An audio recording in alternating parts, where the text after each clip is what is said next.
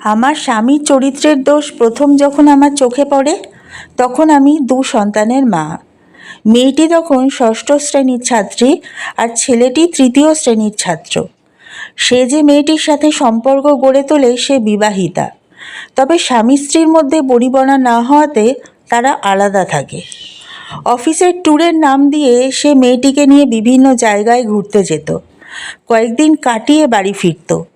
আমি এর প্রতিবাদ করলে সে আমার চুলের মুঠি ধরে বলল, কোনো কথা শুনতে চাই না, একদম চুপ। আমি কি করি না করি তা আমার ব্যাপার, তুই একদম নাক গলাবি না। আমি বললাম, এটা শুধু তোমার ব্যাপার হতে পারে না, এর সাথে জড়িত আছি আমি এবং আমাদের ছেলে মেয়েরা। তোর যদি ভালো না লাগে ঘর থেকে বেরিয়ে যাবি, কিন্তু আমার ঘরে থাকলে কোনো অশান্তি করতে পারবি না, চুপচাপ থাকবি। ওর গোপন সম্পর্কটি আমি জানতে পেরেছি এটা বোঝার পর ও নিজেকে শুধরে না নিয়ে আরও বেপরোয়া হয়ে উঠল। আগে তো মেয়েটিকে নিয়ে ঘুরতে যাওয়ার সময় আমাকে বলতো অফিসের কাজে যাচ্ছে, এখন আর সেটা বলারও প্রয়োজন বোধ করে না। তার বেপরোয়ার আরেকটি উদাহরণ হলো, আমি যখন ছেলে মেয়েদের নিয়ে রাতে ঘুমিয়ে থাকতাম, সে তখন অন্য একটা রুমে মেয়েটির সাথে ফোনে সারা রাত কথা বলতো। আমি গোটা রাত বিছানায় শুয়ে ওর কথা, হাসির চাপা আওয়াজ শুনতাম। এভাবে কতদিন সহ্য করা যায়? একদিন মাঝরাতে ওর রুমে ঢুকে ওর হাত থেকে ফোনটা কেড়ে নিয়ে মেঝেতে ছুঁড়ে মেরে বললাম, বন্ধ করো এসব নোংরামি। মেয়েটা বড় হচ্ছে, সে এখন বুঝতে পারছে তোমার অসভ্যতা। জবাবে সে পাগলের মতো রেগে গিয়ে বিছানা থেকে নেমে আমাকে নির্মমভাবে মারতে শুরু করলো। থাপ্পড় ঘুষির পর সে আলনা থেকে বেল্ট নিয়ে আমাকে পেটাতে লাগলো আর মুখে বলতে লাগলো, তোর এত বড় সাহস, তুই আমাকে বাধা দিস, তোকে আজ মেরেই ফেলবো। আমার আর্তনাদ শুনে ছেলেমেয়েরা ঘুম থেকে উঠে আমাকে বাঁচাতে এলে সে রুমের দরজা বন্ধ করে দিল, আর আমার শাশুড়ি আমাকে বাঁচানোর কোনো প্রয়োজন বোধ করলেন না। তিনি তার রুম থেকে বের পর্যন্ত হলেন না, অথচ তিনি চাইলে তার ছেলেকে থামাতে পারতেন। সে রাতের পর থেকে আমার স্বামীর অত্যাচার বেড়ে গেল। সে প্রতি রাতে আমাকে মারতে লাগলো। একসময় ওর মার থেকে বাঁচার জন্য ও বাড়িতে এলে আমি বাথরুমে ঢুকে দরজা লাগিয়ে দিতাম এবং মেয়েটির সাথে কথা শেষ করে ভোরের দিকে ও যখন ঘুমিয়ে পড়ত আমি তখন বাথরুম থেকে বেরোতাম। এভাবে দিনের পর দিন না ঘুমানোর ফলে আমি ইনসমনিয়া রোগে আক্রান্ত হলাম, যে সমস্যাটি আমার এখনও আছে। সংসার বাঁচানোর জন্য মরিয়া হয়ে একদিন আমার শাশুড়ির কাছে গেলাম, কারণ তার কথা ছেলে অক্ষরে অক্ষরে মানে। চোখের পানি ফেলে ওনাকে বললাম, মা, আপনি তো সব দেখছেন, সব জানেন, দয়া করে ওকে ফেরান। তিনি ছেলেকে দোষ না দিয়ে সব দোষ আমার ওপর চাপিয়ে দিলেন। তিনি বললেন, দোষ তো তোমার ওপর ছেলে খুশি না বলেই তো সে অন্যদিকে গেছে, এখন ন্যাকা কান্না কেঁদে লাভ নেই। আপনি আমাকে বলুন, ঘরের কোন কাজটা করতে অবহেলা করেছি?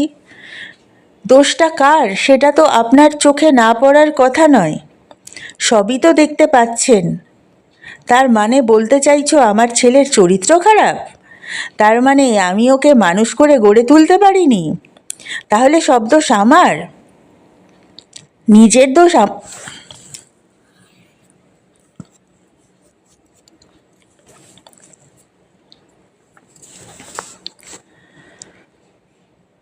তার মানে আমি ওকে মানুষ করে গড়ে তুলতে পারিনি, তাহলে সব দোষ আমার, নিজের দোষ আমার ওপর চাপাচ্ছ? মা, আমি এসব বলছি না, আমি শুধু বলছি ওকে আপনি থামান। আমার কথায় না হয় বাদ দিলেন, কিন্তু আপনার ছেলের সন্তানদের কথা অন্তত ভাবেন। আপনি চাইলে ওকে আটকাতে পারবেন, ও আপনার কথা শোনে, আপনাকে মানে। আমার শাশুড়ি আমার কথা পাত্তা দিলেন না। তিনি স্পষ্ট ভাষায় বললেন, তোমার এসব ভেজর ভেজর শুনতে ইচ্ছা করছে না। আমি কি করব না করব তা আমার ব্যাপার, তোমার কাছ থেকে শুনতে চাই না, যাও সামনে থেকে। হাত দিয়ে চোখের পানি মুছে ওনার রুম থেকে বেরিয়ে এলাম। অতঃপর আমার সামনে আর কোনো পথ খোলা রইল না। ছেলে মেয়েদের নিয়ে চিরতরে স্বামীর বাড়ি থেকে বেরিয়ে এলাম।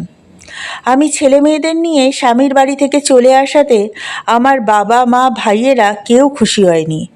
তাদের কথা হলো, প্রত্যেক সংসারে এমন টুকিটাকি ঝামেলা হয়েই থাকে, এসব মানিয়ে নিতে হয়। এভাবে হুট করে স্বামীর ঘর থেকে বেরিয়ে আসা ঠিক না। আমি যতই তাদের বোঝানোর চেষ্টা করেছি আমার স্বামীর ভয়াবহতার কথা এবং আমার শাশুড়ির অসহযোগিতার কথা, তারা আমার কথা গুরুত্ব দেয়নি। তাদের কথা একটাই, এমন টুকিটাকি ঝামেলা সব সংসারেই হয়ে থাকে, এসবকে এত বড় করে দেখার কিছুই নেই। আমার বাবা মা ভাইয়েরা আমার পরিস্থিতি বুঝতে না চেয়ে কিংবা বুঝেও না বোঝার ভান করে, যেহেতু আমাদের তিনজনের খরচ এখন তাদের বহন করতে হবে, তারা আমাকে স্বামীর বাড়িতে ফেরত পাঠানোর নানা রকম চেষ্টা করলো। কিন্তু আমার অনড় অবস্থানের কারণে তারা একসময় ক্ষান্ত হলো। কিন্তু তারা আকারে ইঙ্গিতে বুঝিয়ে দিল, আমি যদিও এখানে থাকতে পারবো, কিন্তু আমার এবং ছেলে মেয়েদের খরচ আমাকেই বহন করতে হবে। তারা এ ব্যাপারে তেমন কিছু করতে পারবে না। নিরুপায় হয়ে আমাকে উপার্জনের কথা ভাবতে হলো। আমি ইন্টার পাস, এই সামান্য পড়াশোনা নিয়ে ভালো চাকরি যে জোটানো যাবে না তা জানতাম, তবু হাল ছাড়িনি। পরিচিত সবার সাথে যোগাযোগ করে ছোট একটা চাকরি জুটিয়ে নিলাম। ওই অল্প আয়ে তিনজনের সংসার চলতো না বলে চাকরির পাশাপাশি ছোট ছোট ছেলে মেয়েদের পড়াতাম এবং অন্যান্য কাজও করতাম। এতে সংসারটা কোনো রকমে চলে যেতে লাগলো। ছেলে মেয়েরা বড় হয়ে উঠতে লাগলো। তারা মায়ের অমানসিক খাটুনি দেখে হয়তো মনোযোগ দিয়ে পড়াশোনা করত, ফলে পরীক্ষায় তারা ভালো রেজাল্ট করত। এতে আমার ভালো লাগতো, ভাবতাম পরিশ্রম সার্থক হচ্ছে। আমার স্বামীর খবর নানা জনের কাছ থেকে মাঝে মাঝে পেতাম। আমি চলে আসার পর ওই মেয়েটিকে সে বিয়ে করে, কিন্তু বিয়েটা বেশি দিন টেকেনি, কারণ বিয়ের কিছুদিন পর সে আরেকটা মেয়ের সঙ্গে অবৈধ সম্পর্কে জড়ায়। এর বছরখানিক পর আমার শাশুড়ির মৃত্যুর খবর পেলাম। মৃত্যুর বছর দুয়েক আগে তিনি স্ট্রোক করেন এবং বাকি জীবন অসাড় শরীর নিয়ে বিছানায় পড়ে থাকেন। এরপর অনেক দিন আমার স্বামীর কোনো খবর পাইনি। তারপর হঠাৎ একদিন শুনলাম তার ক্যান্সার হয়েছে। একেবারে শেষ অবস্থা। এ সময় সে আমাকে একদিন ফোন করলো। নাম্বারটা কিভাবে জোগাড় করলো আমি জানি না। ফোনে কাঁপা কাঁপা স্বরে বলল, নাজনীন, আর হয়তো বেশি দিন বাঁচব না, একটিবার কি তুমি আমার সাথে দেখা করতে পারো? আমি শান্ত স্বরে বললাম, শুধু আমার সাথে দেখা করবে, ছেলে মেয়েদেরকে দেখবে না? তাদের দেখতে ইচ্ছা করে না? ভীষণ দেখতে ইচ্ছা করে, কিন্তু ওদের বয়স কম, তারুণ্যের উদ্দীপনায় টকবক করছে। তাদের খারাপ বাবাকে দেখে তারা ক্ষেপে উঠতে পারে, কারণ তোমার ওপর যে নির্যাতন করেছি তা তো তারাও দেখেছে। এ জীবনে তারা কখনোই ওসব ভুলতে পারবে না। তাই বাকিটা শেষ করলো না।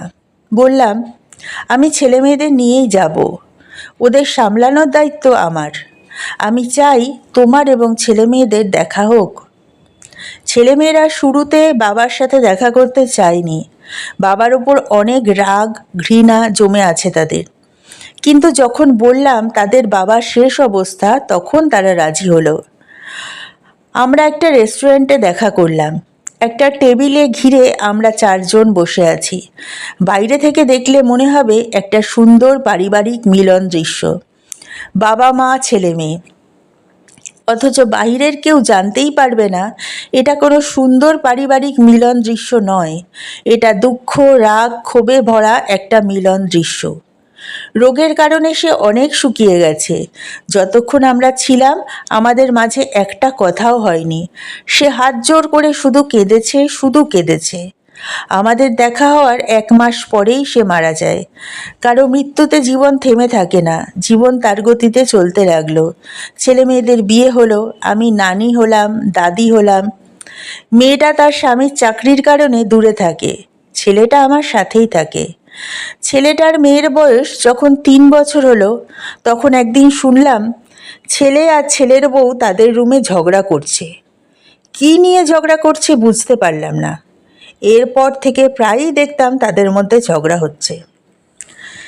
এক রাতে ছেলের বউ কাঁদতে কাঁদতে আমার রুমে এলো এবং বলল, মা, আমার সংসারটাকে আপনি বাঁচান, আপনি চাইলে ওকে ফেরাতে পারবেন। কি হয়েছে ওর, আমাকে খুলে বলো। ও অন্য একটা মেয়ের সাথে অবৈধ সম্পর্কে জড়িয়েছে। আমার কোনো কথাই সে শুনতে চাইছে না, কিছু বললে সে মারার জন্য তেড়ে আসে। মা, আমাদের ছোট্ট একটা মেয়ে আছে, এই অবস্থায় সংসারটা ভেঙে গেলে মেয়েটাকে নিয়ে আমি কোথায় যাব? মুহূর্তে নিজের জীবনের অতীতের কথা মনে পড়ে গেল। চোখের সামনে যেন সব দেখতে পেলাম। আমি গাঢ় বেদনায় স্তব্ধ হয়ে গেলাম। সে রাতে 12টার দিকে ছেলে বাড়ি ফিরল। সে ইদানিং প্রায় দেরি করে বাড়ি ফেরে। বৌমার কাছ থেকে শুনলাম এই দেরির কারণ হলো অফিস শেষে সে মেয়েটার সাথে সময় কাটায়। অন্য দিনের মতো সে রাতেও তাদের মধ্যে ঝগড়া হতে লাগলো। এক পর্যায়ে ছেলের বউয়ের আর্তনাদ শুনতে পেলাম, ঠিক যেভাবে আমি আর্তনাদ করতাম আমার স্বামীর মার খেয়ে। নিমেষে আমার পুরো শরীরে তীব্র রাগের আগুন ছড়িয়ে পড়ল। আমি রুম থেকে বেরিয়ে বড় বড় কদম ফেলে ছেলের রুমে গেলাম। গিয়ে দেখলাম ছেলে বউয়ের চুলের মুঠি ধরে আছে।